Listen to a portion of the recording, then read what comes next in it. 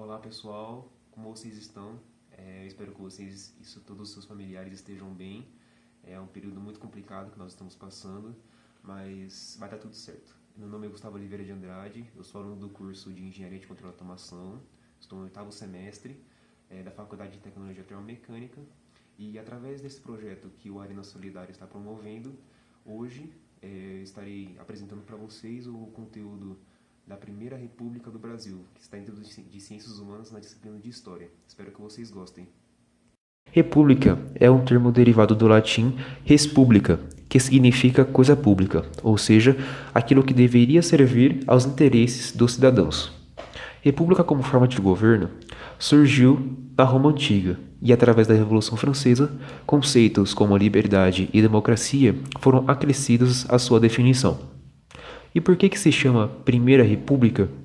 Este é um termo utilizado pelos historiadores para designar o período entre 1889 e 1930. Existiam alguns movimentos republicanos no Brasil antes desse período, e foi através do Manifesto Republicano, em 1870, que esse movimento ganhou velocidade. Mas o movimento republicano só ganhou força política através do rompimento dos três principais grupos de apoio à monarquia, que eram a Igreja Católica, os fazendeiros de café do Oeste Paulista e os militares. O rompimento com a Igreja Católica se dá por conta da desobediência da monarquia brasileira para com as ordens oriundas do Vaticano. Com relação aos fazendeiros de café do estado de São Paulo, havia uma divisão no estado entre dois grupos de fazendeiros. O primeiro eram os fazendeiros de café do Vale do Paraíba, que eles tinham estreita relação com a monarquia, então eles tinham incentivos, créditos por parte do imperador. E tinha os fazendeiros de café do Oeste Paulista, que eles não tinham vínculo com a monarquia, então eles buscavam outras formas de créditos e de incentivo.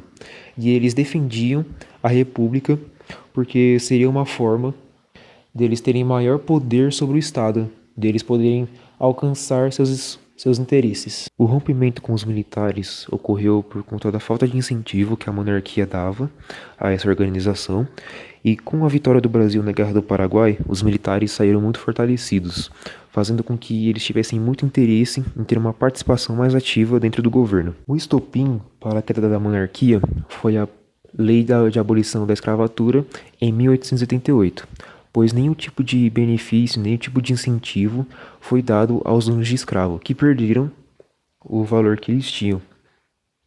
Todos esses fatores juntos culminaram no golpe de 15 de novembro de 1889, quando o Marechal Deodoro da Fonseca marchou com alguns membros do exército até o Ministério da Guerra e exigiram a proclamação da República. O imperador Dom Pedro II preferiu não resistir, proclamando-se assim a República do Brasil. Aqui eu apresento a vocês duas charges do período.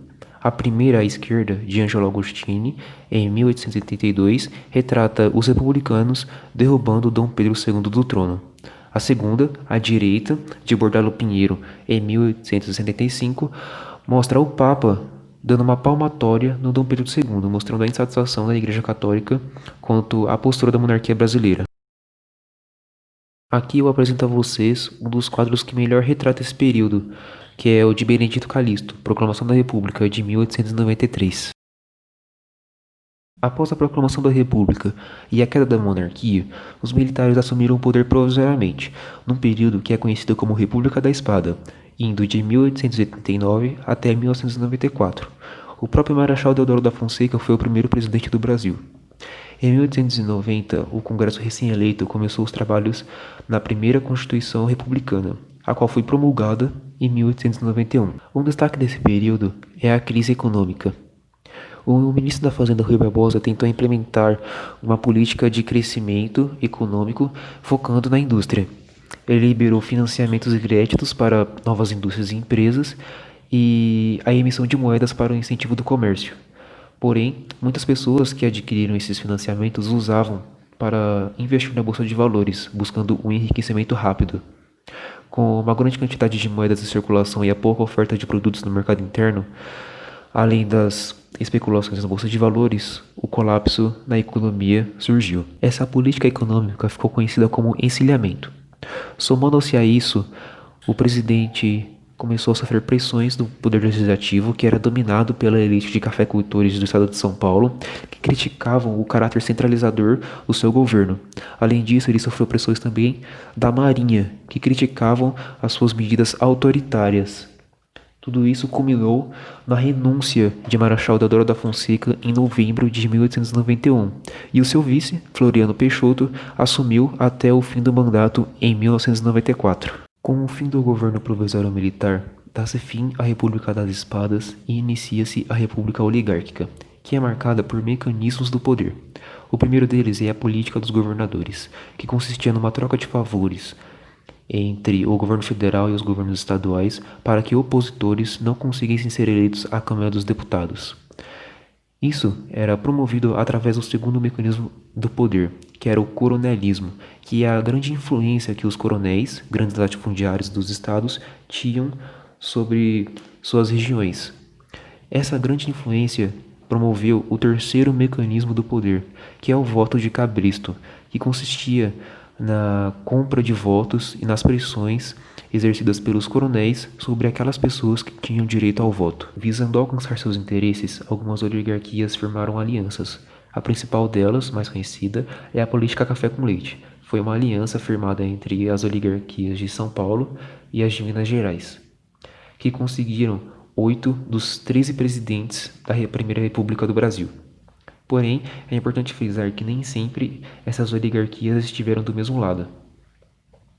É importante frisar também que outras oligarquias exerceram influências na República, como a gaúcha e a nordestina, que tiveram grande influência no Congresso Nacional. Apesar da escravidão ter sido abolida em 1888, não houve nenhuma garantia por parte do Estado quanto à inclusão social desses ex-escravos no mercado de trabalho e na sociedade.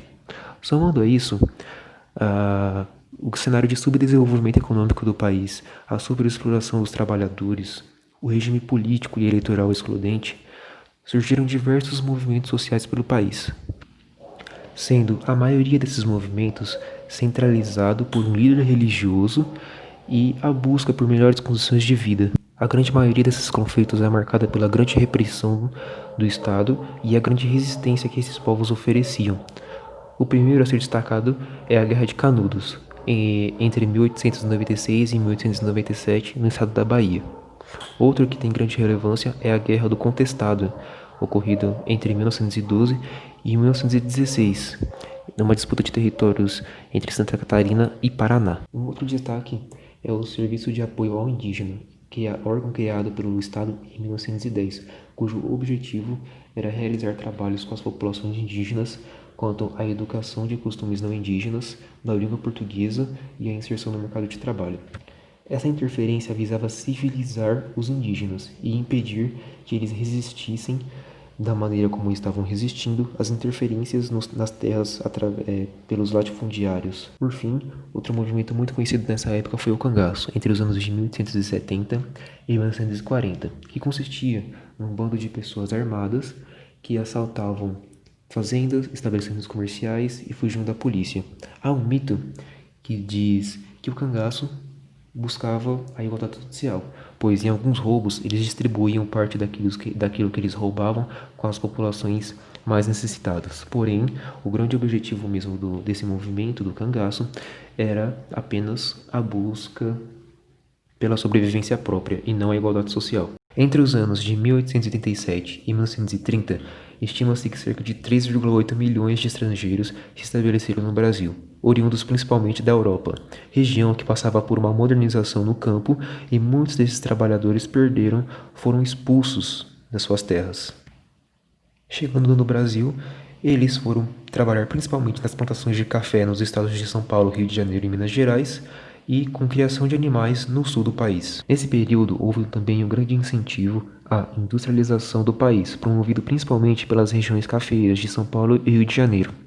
Essas regiões investiram em infraestrutura própria para o escoamento do grão, o que consistia em ferrovias, portos, companhias de navegação, estradas e produção de energia elétrica. Com os investimentos exteriores e com os lucros oriundos da venda de café, novas instalações industriais e centros comerciais surgiram nas cidades, provocando uma atração para migração dos campos para as cidades. O crescimento das cidades foi desordenado, o que provocava condições de higiene precária e proliferação de epidemias. Observando o crescimento rápido e desordenado das cidades, os estados resolveram intervir. Primeiramente, o Rio de Janeiro implantou um modelo de urbanização baseado nos moldes europeus. Então, todas as casas do centro foram demolidas e as pessoas, a população pobre que morava e trabalhava na região, foram expulsas para as regiões periféricas, onde os serviços públicos praticamente não existiam.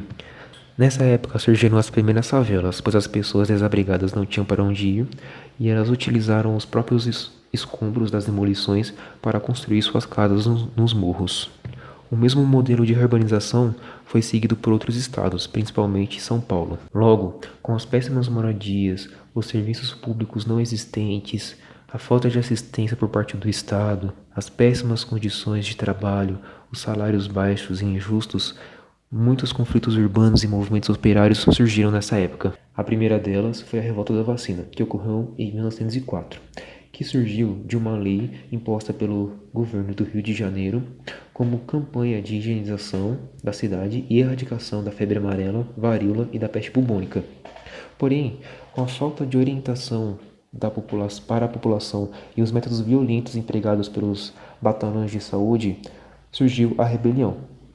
Durante vários dias, a população enfrentou as forças armadas, inclusive militares, na rua, até que, em 1904, a vacinação obrigatória foi revogada. Outro movimento muito importante da época foi a Revolta da Chibata, ou Revolta dos Marinheiros, que aconteceu no ano de 1910, na qual os marinheiros exigiam melhores tratamentos dentro dos navios.